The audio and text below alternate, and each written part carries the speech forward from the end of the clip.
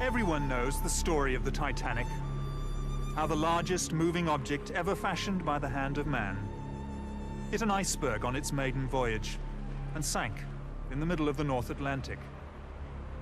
1,500 lives were lost. The tragedy has been well documented in books and on film. No matter how often the story is told, it never fails to capture our imagination. Yet, it is a story that has left many questions unanswered. Now, for the first time, we take a fresh look at some of the mysteries surrounding the Titanic and reveal evidence that leads to a compelling and shocking hypothesis: that the ship that plummeted 2 miles to the bottom of the sea was not the Titanic, but its sister ship, the Olympic.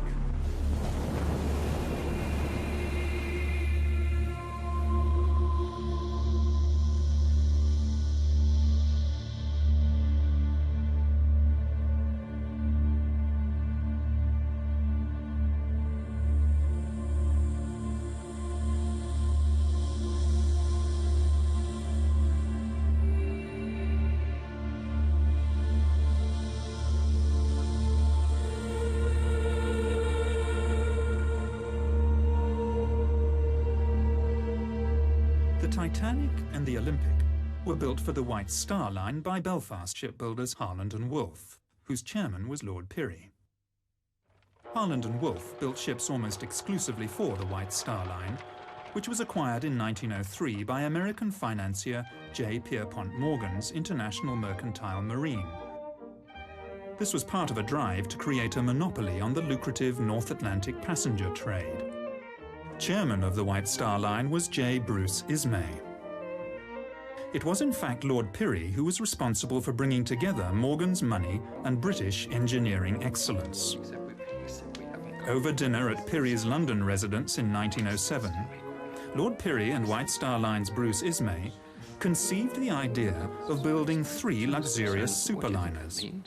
First the Olympic, then the Titanic, and finally the Britannic. The first of the new ships, Olympic and Titanic, were to be virtually identical. This represented the White Star Line's survival strategy in the highly competitive North Atlantic passenger market, while also ensuring a bright future for the Harland and Wolff shipyard. As well as holding a large financial stake in Harland and Wolff, Lord Pirrie was a shareholder in the White Star Line and the International Mercantile Marine. Almost all passenger liners on the North Atlantic route in the early part of the 20th century were immigrant ships. In poor condition, many were known as coffin ships, and their owners blatantly overloaded and overinsured their vessels. In fact, it was an industry noted at the time for fraud. On the 14th of June 1911, the Olympic made her maiden voyage under the command of Captain Edward J. Smith, Commodore of the White Star Line. Then just a week later, still under the command of Edward Smith, the Olympic was involved in a stern collision with the tug O.L. Hallenbeck in New York, an accident that nearly caused the tug to sink. Barely 3 months later, on the 20th of September 1911, the Olympic, still under the command of Captain Smith, was involved in yet another collision, this time with the British warship HMS Hawke in the Brambles Channel in Southampton Water. It was a serious collision, which was to seal the fate of the Olympic. Pulled in by the suction from the Olympic's great propellers, the Hawke is irresistibly drawn towards the larger vessel, and the 2 ships collide. The Hawke's underwater ram and bows strike and penetrate the starboard side of the Olympic, causing a triangular hole several meters high, and an even larger hole below the waterline.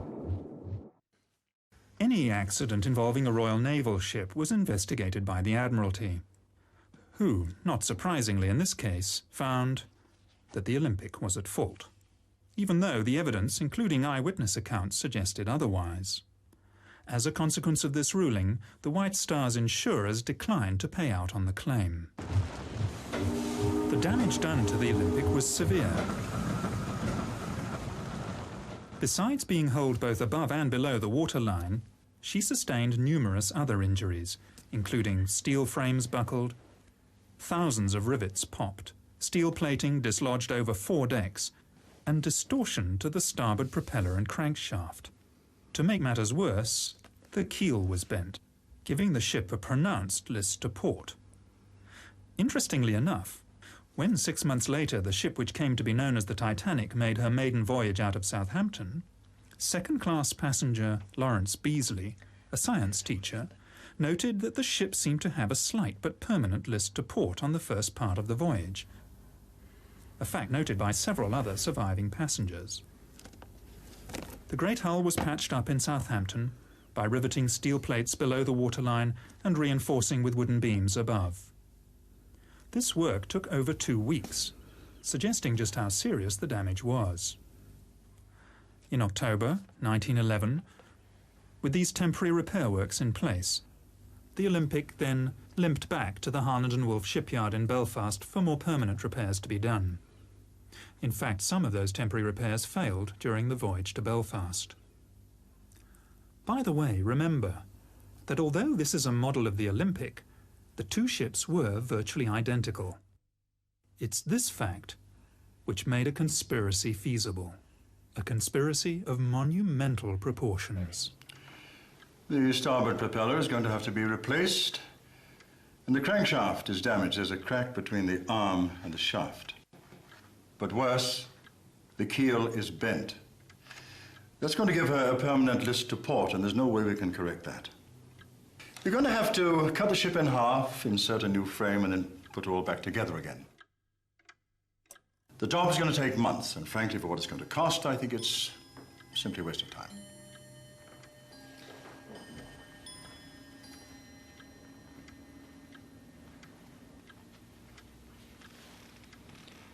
Can you not just patch her up until Titanic is ready? Well, we could put in a bulkhead to strengthen her. But to be honest, sir, she will never pass another Board of Trade inspection. In Belfast, the Titanic was nearing completion, but all work on her stopped so that every effort could be put into the repair of the Olympic.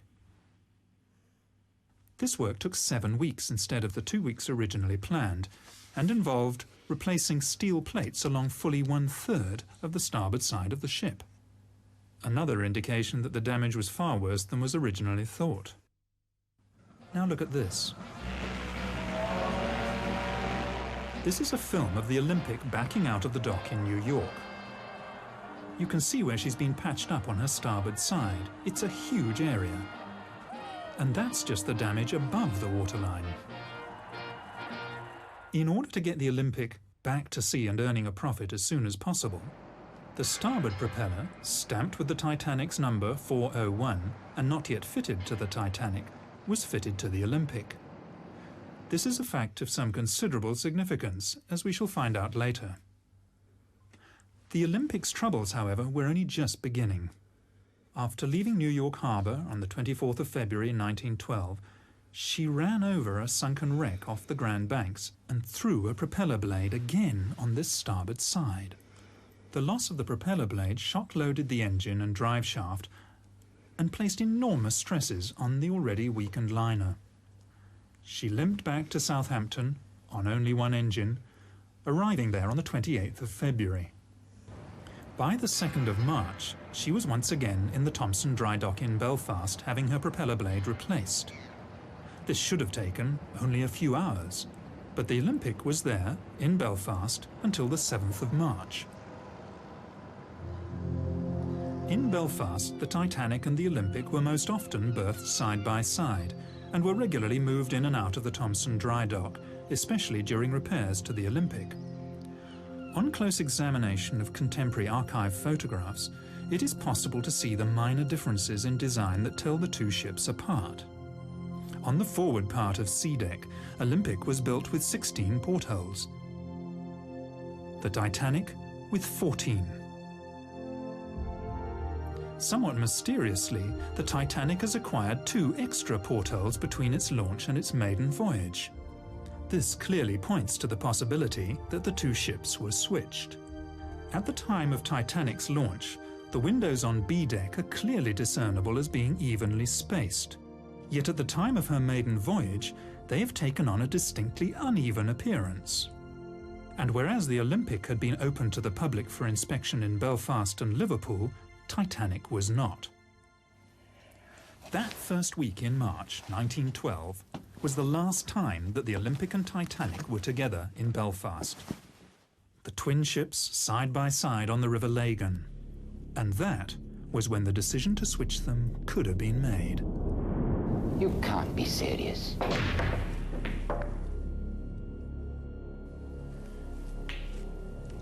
Olympic and Titanic are exactly the same.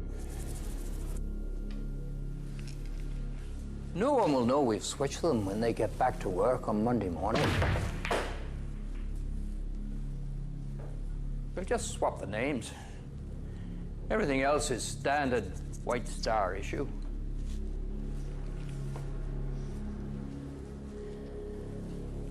I have some boys at the yard who'll do the job for a couple of £100 each and say nothing.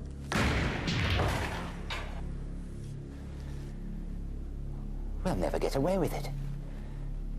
If word of this gets out... It's either that, Ismay, or we both go down. White Star Line and this yard. There's got to be another way. There isn't. We have no choice. Right. That's it then.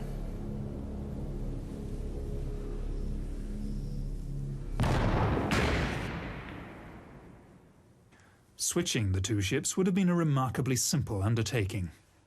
There were no members of the press poking around or roving TV crews looking for a story. Even photography was in its infancy at the time.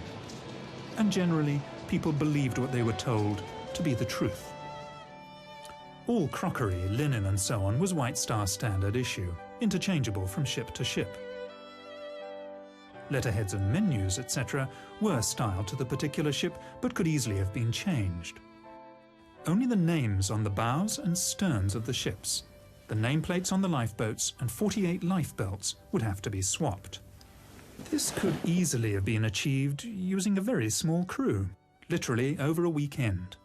And it's highly unlikely that anyone would have noticed a switch when they returned to work on Monday morning. White Star often used photographs, both exterior and interior, of the Olympic as the Titanic, in their advertisements and press releases. Both ships had tiled and linoleum flooring. Yet, just days before Titanic's maiden voyage, Ismay, chairman of the White Star Line, ordered her floors to be carpeted. Was this to cover Olympic's worn linoleum floors? The Harland and Wolff Yard was a vast labyrinth of buildings and workshops, as well as machinery and ships in various stages of completion. Any unusual activity would hardly be noticed. The social order of the day was such that the majority of the workers would never have thought to question their betters. They lived in a time when the majority of the population were told what to think, where to go, what to do and when to do it. It was also a lot easier in the early years of the century to bribe or even bully men into towing the company line, as we shall see when the surviving crew members return to Britain. There was no social security safety net for the unemployed, and companies had the power to dismiss whole families of workers if one of them did not do as he was told. There's a wee scam going on here, and the bosses are in on it. They switched those ships 2 weeks ago, and I know it. Listen to me, Paddy. Any more talk from you about two ships being swapped over, and you'll end up at the bottom of the River Lagan. So remember that when you get back to your wife and your 17 kids. You Irish scum. The Olympics' original sea trials, conducted by the Board of Trade, lasted 2 full days, while the ship was put through its paces. Strangely, the Titanic's sea trials were a most peremptory affair. No strenuous manoeuvres were carried out, and the inspection was over in time for lunch. Of course, by now the switch had taken place. The collision between the Olympic and HMS Hawke was by no means Captain Smith's first incident at sea. In fact, he had one of the worst professional records of his day. The Commodore of the White Star Line was a show-off, who liked to drive his ships as though they were giant speedboats, and he damaged a few in his time. The 3 incidents involving the Olympic, which probably damaged her permanently, must have put him in a very serious position in the eyes of his employers. Could he perhaps have been summoned by J. Bruce Ismay, chairman of the White Star Line, once it became obvious that the Olympic was a write-off? If so, it would have been a meeting with the very gravest of consequences. Oh, come now, EJ. We've always been good to you. Kept you in brandy and cigars. Besides, it's not going to be that difficult. You've broken a few of our ships, EJ. The Republic, the Germanic, the Coptic. And when that fire broke out on the Majestic and those crewmen were killed... Yes, I know you denied it had ever happened, but we did know. We gave you command of the Olympic, and look what a disaster that's turned out to be. And we always paid you well, EJ. Look, it's not for me. It's for the company. We are in a desperate situation financially, especially after what happened to the Olympic. So, I'm sorry to have to put it to you like this, but you do owe us. We've arranged for a small steamer from the Leyland line to be in a position to take the passengers off. I have a good man lined up for the job. Lord. Captain Stanley Lord. Ever come across him? Well, he's done this sort of thing before. Well, he did the job so well, he received a commendation for it. So, there it is. He'll be there to lend a hand. And I'll be there, of course.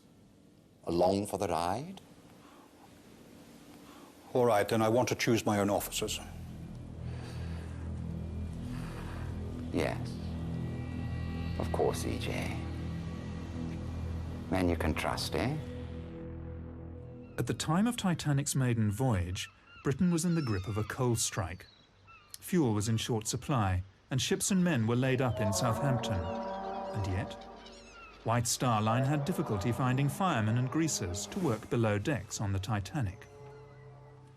After steaming from Belfast to Southampton, all but 2 of the firemen aboard the ill-fated liner refused to sign up again in Southampton for the voyage across the Atlantic, preferring to wait for employment on another ship. All these men in the middle of a coal strike, with so many thousands laid off. What did they know?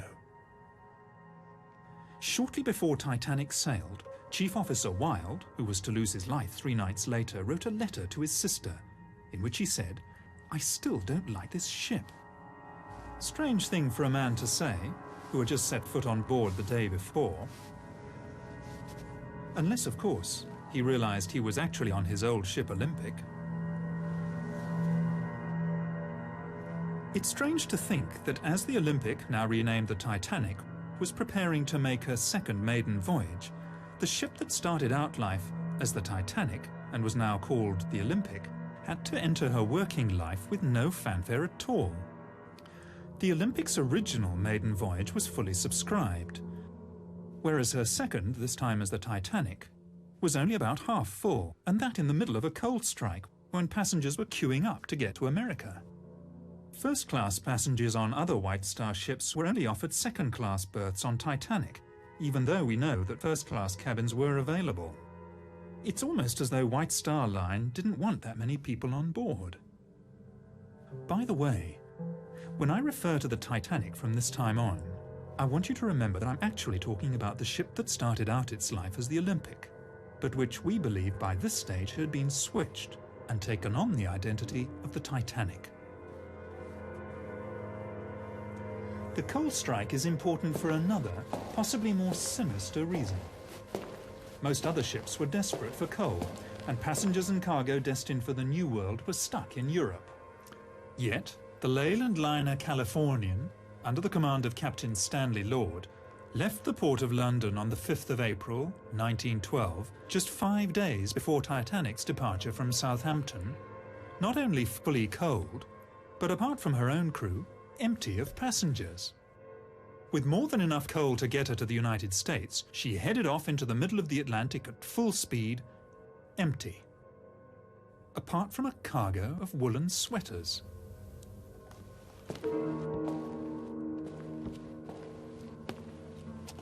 Over 50, mostly first-class passengers, cancelled their passages on the Titanic at the last minute, many of them close friends and business associates of J.P. Morgan. Morgan himself cancelled his passage at the 11th hour, despite having the best suite on the ship, claiming illness. 2 days after the sinking, an American reporter found him in perfect health at the French resort of Aix-les-Bains, with his mistress. Morgan also had several valuable bronze statues which he was planning to import to the United States, taken off the Titanic an hour before she sailed. Could Morgan have known the fate of the Titanic fully 4 days before the disaster? Florence Ismay, wife of J. Bruce Ismay, also turned down the opportunity of taking the maiden voyage on the world's most luxurious liner, preferring instead to take their children on a motoring holiday, after first claiming ill health. Now there is one thing that sailors fear above all else, and that is fire at sea. And yet when Titanic cast off from Southampton, there was a fire smouldering in number 10 coal bunker. Instead of putting out the fire, the bunker was actually topped up with 400 tons of coal. Captain Smith knew it, the ship's officers and chief engineer knew it, as did those who worked half-heartedly to put it out. The fire that had been smouldering in coal bunker number 10 had been smouldering for a week, and yet it was kept from the Board of Trade Inspector Maurice Harvey Clark, who at the British inquiry denied all knowledge of it. Could the fire in coal bunker number 10 have been Plan B? If all else fails, tell the passengers there's a fire, vent the smoke through the ship, and get them off that way. Captain Stanley Lord and the Californian had left the port of London in a great hurry, ostensibly bound for Boston. Then, on the evening of the 14th of April, the ship came to a dead stop in the middle of the ice field. Strangely, Captain Lord, 6 foot tall, elected to sleep that night fully clothed on a 5.5-foot couch in the chart room rather than in his cabin. He also ordered her boilers to be kept fired up and her engines on standby. Why? Was he expecting some sort of emergency that might mean a last-minute dash into the night? That evening, the Titanic received 6 radio messages. The first 3 were from other ships, giving the location of icebergs. The other 3 were from the Californian, more concerned with giving her own position, stopped for the night. Those 3 were personally addressed to Captain Smith. It's almost as if Captain Lord was letting Smith know that the Californian was ready and waiting. Captain Smith had delayed turning the corner on the outward southern track. He ordered the turn to the west 10 miles further south than the normal turning point. This was certainly not as an evasive measure to avoid the ice field, but one designed to take him directly into it. He must have known this. Tragically, Captain Lord failed to keep his radio operator awake. Even so, the Californian's last message to the Titanic never got there. The Titanic's radio operators were too busy with passengers' messages.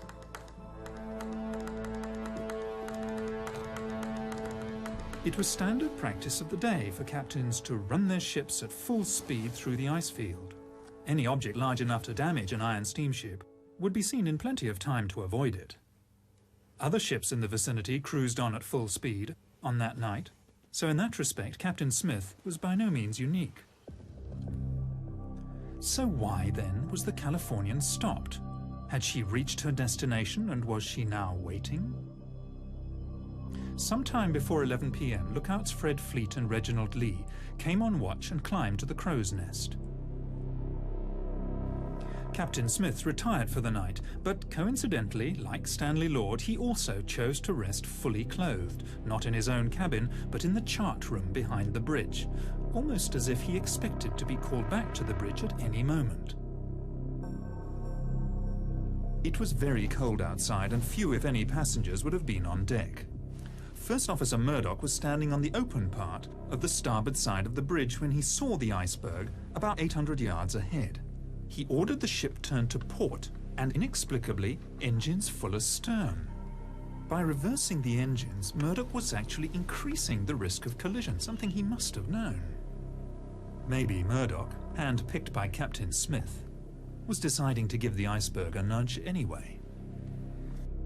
Given that the turning circle of the Titanic was 1,280 yards and the stopping distance 850 yards, Titanic should have been able to avoid the iceberg with the greatest of ease, even allowing for a slight delay while orders were given and the wheel turned the ship to port. So why didn't it? Second Officer Lightholler told the inquiry that before going off duty for the night, he would have been easily able to see an iceberg from 1.5 miles, more probably 2 miles away.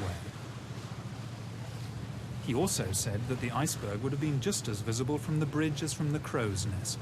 Plenty of time to turn and avoid it then. In an emergency such as this, it was never a good idea to turn your broadside to danger. Even if Titanic had rammed the iceberg head-on, it would have stayed afloat. Although up to 250 crewmen would have been killed while they slept in their bunks in the bow. Apart from those on the bridge, and of course those in the forward boiler rooms, the glancing blow with the iceberg would have passed virtually unnoticed. The vibration felt by some of the passengers was almost certainly that caused by the reversing of the engines, and by the time anyone noticed what had happened, the iceberg had slipped away into the night. Captain Smith was on the bridge in a matter of seconds, but instead of a general call to stations, his officers acted as though there were no emergency at all. Second Officer Lightholler, awakened by the sound of steam letting off, claims to have stayed in his cabin until another officer came to get him. His evidence later, to the effect that he had stayed there because he was off duty and thought he should stay where he would expect to be found, simply does not ring true. The bridge was only a few seconds' walk from his cabin in the officers' quarters, and he should have gone straight there at the first hint of trouble. So why didn't he? A few passengers came out of their cabins to see why the engines had stopped, but for the first 40 minutes after the collision there was really no sense of danger at all. One can understand this frame of mind on the part of the passengers, even on the part of the crew. Except for those who were dousing the fires in boiler rooms 5 and 6. After all, they thought they were on an unsinkable ship.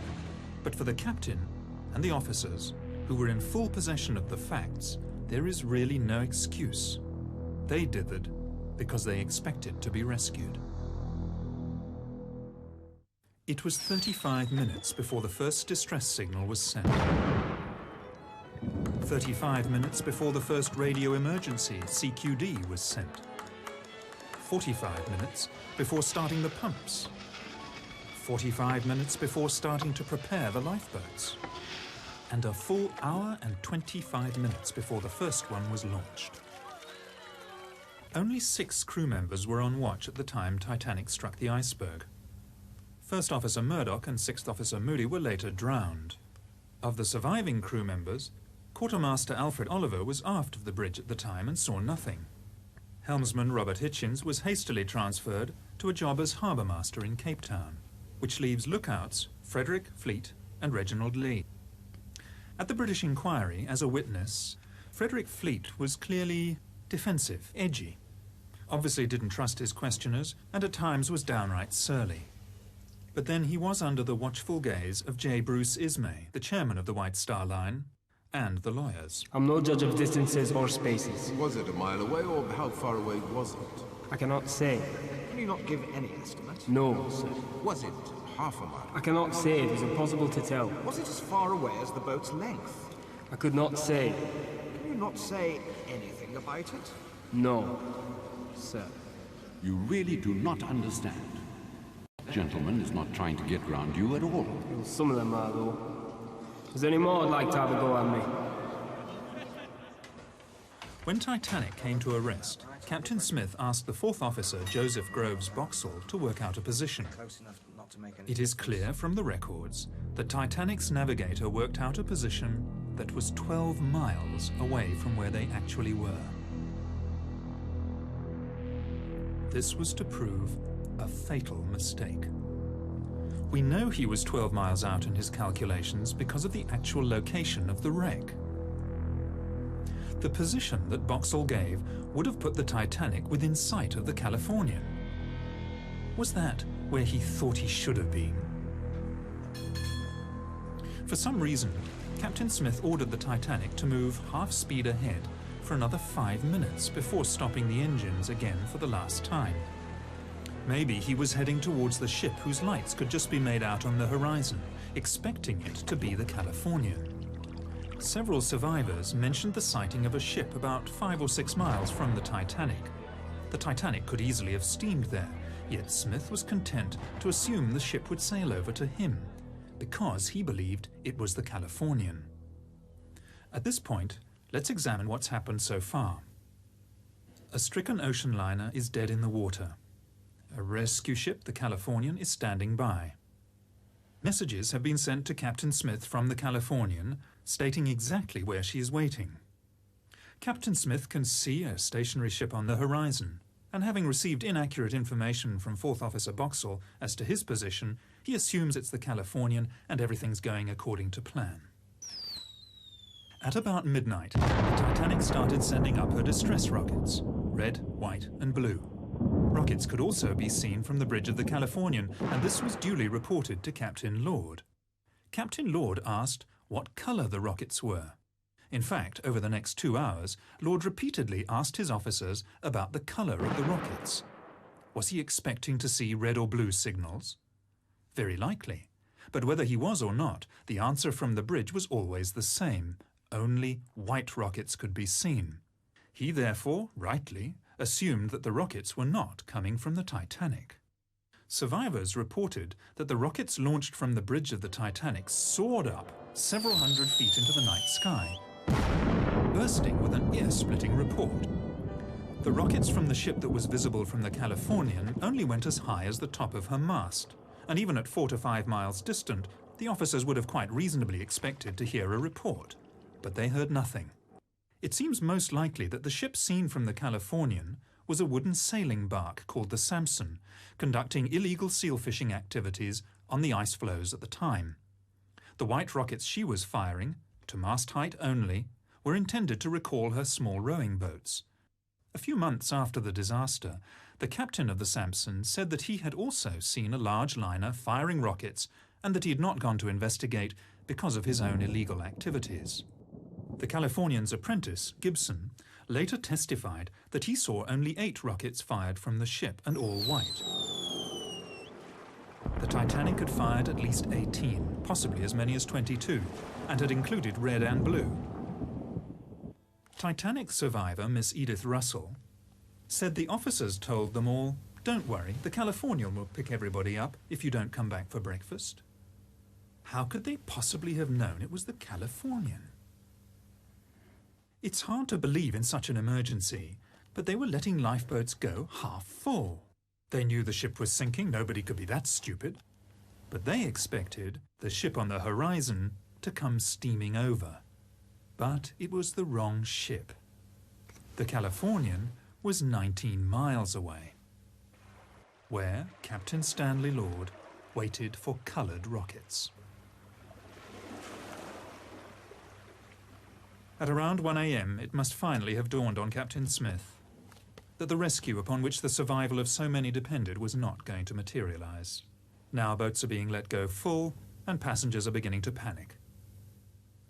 As the senior surviving officer, much credence and publicity was given to the evidence of Second Officer Lightholler. I did not leave the Titanic, sir. The Titanic left me. He was evasive in response to pertinent questions at the American and British inquiries, out to protect first and foremost his own reputation and then that of the White Star Line. At the British inquiry, he claimed, "The Titanic began her turn to port before the lookout rang down from the crow's nest." How would he have known this? He said he was in his cabin at the time. Lightholler also said at the American inquiry, "There was no mist 10 minutes before the ship struck the berg," flatly contradicting the evidence of the 2 lookouts. And how would he have known this if he was in his cabin? He also lied about the number of ice warnings received on the bridge, as if to suggest that the iceberg came as a surprise. "I do not remember any ice warnings being posted on the bridge." Lightholler, along with second radio operator Harold Bride and ship's baker Charles Joffin, all claimed that after getting off the Titanic, they stayed in the water for up to an hour. I was in the water for between half an hour and an hour before I climbed aboard the upturned collapsible. 20 of us spent most of the rest of that night balancing on the upturned boat, while I gave the orders. Lean left and lean right. This is quite clearly not possible. We know that the sea temperature that night was between 2 and 3 degrees below freezing. Average life expectancy at that temperature between 3 and 4 minutes. This testimony would simply not stand up today. It is quite clearly fabrication. Just before 5:30 on that fateful morning, Captain Stanley Lord woke his radio operator, only to discover that the Titanic had already sunk. He set off at full steam for the wreck site, but of course he was too late. The Carpathia had already arrived and was picking up survivors. Notable amongst these was J. Bruce Ismay, who had slipped into a lifeboat at the last minute. For this he was to pay the price in public shame for the rest of his life. As the Carpathia steamed towards New York, Ismay was supposedly taken to the doctor's cabin and put under sedation. Even so, he managed to find time to send 3 separate telegrams to the White Star's New York office, urging them to hold the Cedric in New York Harbor so that the Titanic's surviving crew members could be taken straight back to Southampton. Hastily organized, the American inquiry failed to ask the right questions. Titanic surviving officers stonewalled, as did Ismay himself.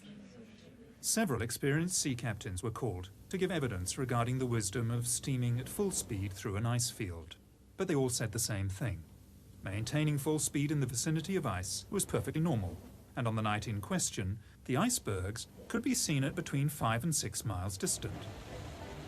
It never occurred to anyone to ask the simple question, in that case, why did the Titanic hit an iceberg? When the surviving crew got back to England, they naturally expected to go straight home to their loved ones.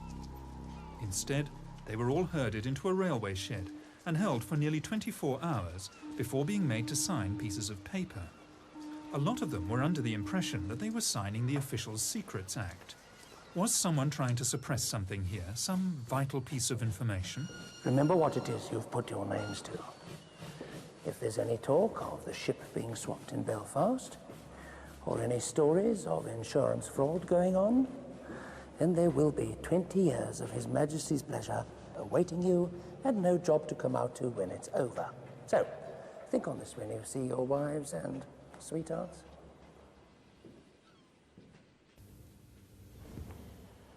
Ismay, Lightoller and the other surviving officers all came back to England on the steamship Adriatic. There can be little doubt as to the main subject of conversation on their voyage. They were all to be star witnesses in the forthcoming British inquiry.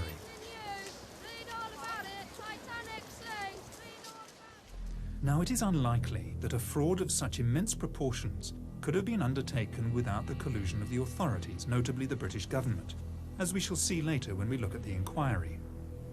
In fact, it makes perfect sense for the government of the day, under Prime Minister Lord Asquith, to have colluded in a cover-up.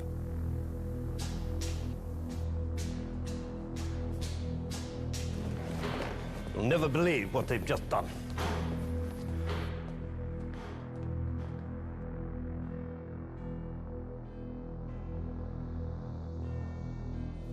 How many?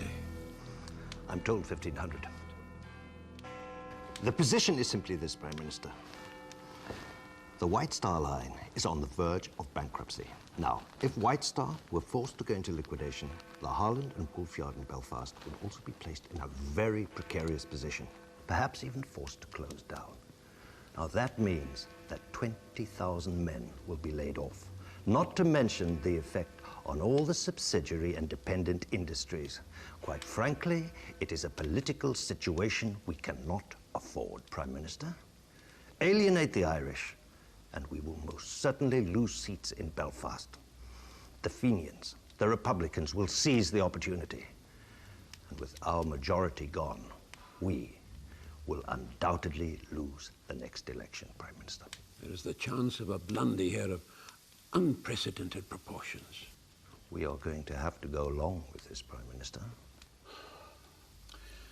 I will not see a stain put upon the British government, nor for the White Star Line, Not for Holland and Wolff, not for the Irish, and certainly not for the interests of J.P. Morgan.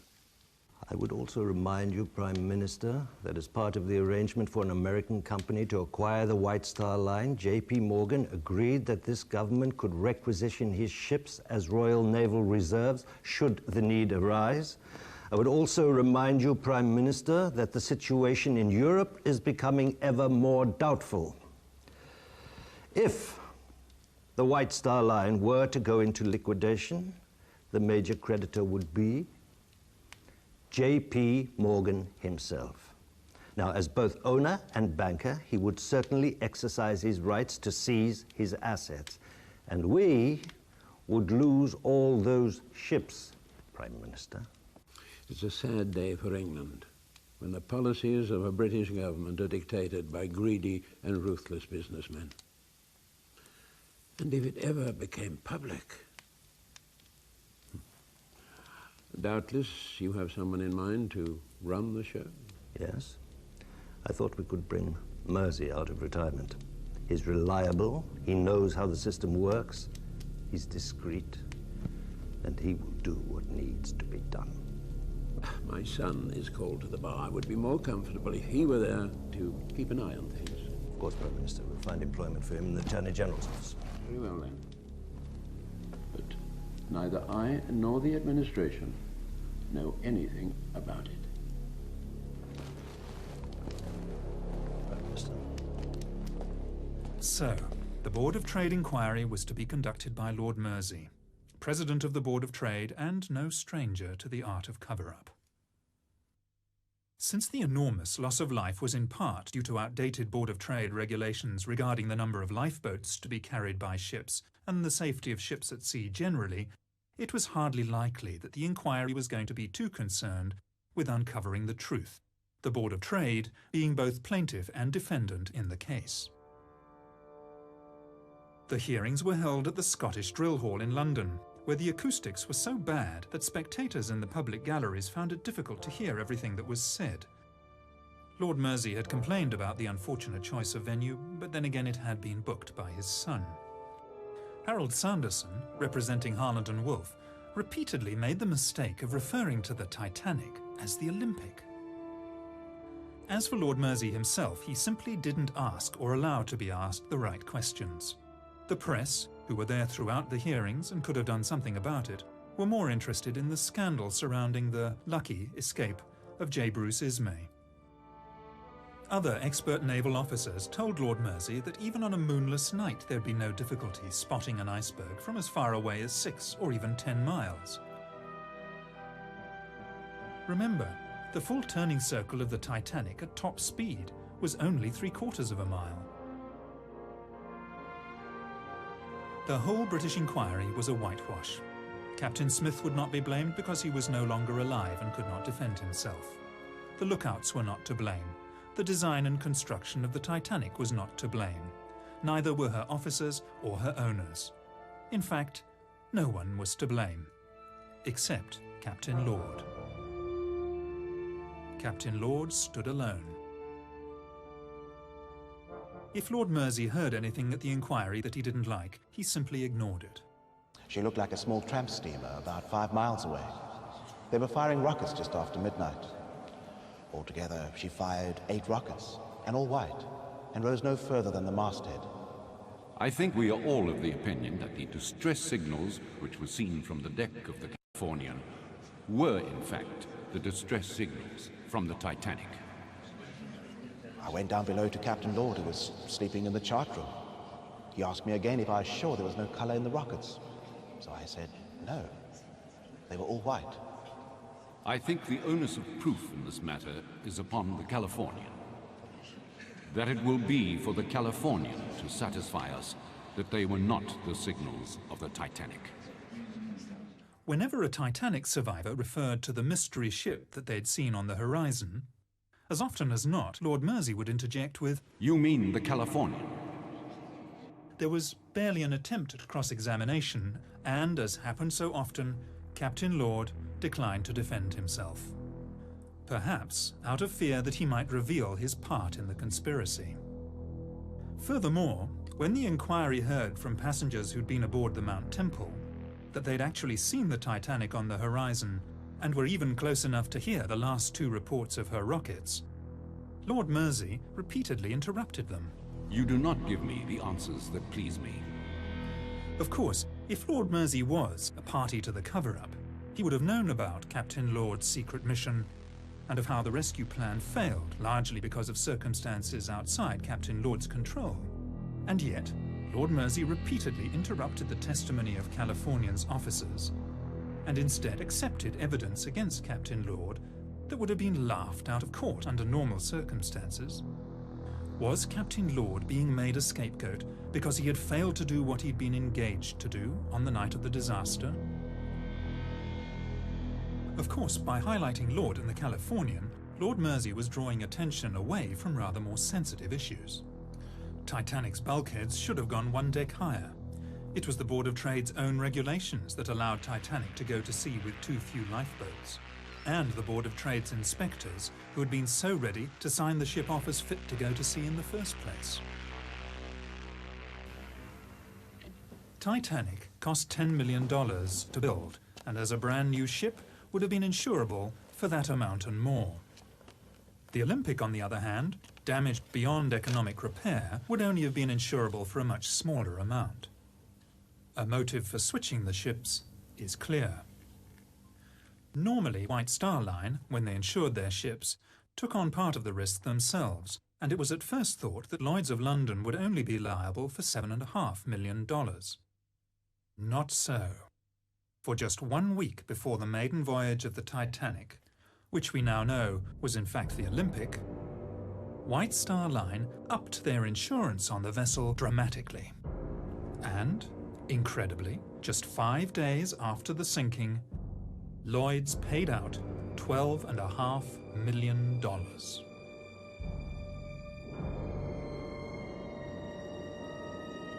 Although 3/4 of a century at the bottom of the Atlantic Ocean did not exactly preserve Titanic in museum-like condition, there is enough left of the wreck to give us more than just an idea of what really happened. Corrosion has done its relentless work, but where the original black paint of the hull has flaked away, it is still possible to see spots of grey paint, which formed the undercoat, except that grey paint was only used as an undercoat on the Olympic and not on the Titanic. Examination of the starboard propeller reveals the number 01 stamped into the metal.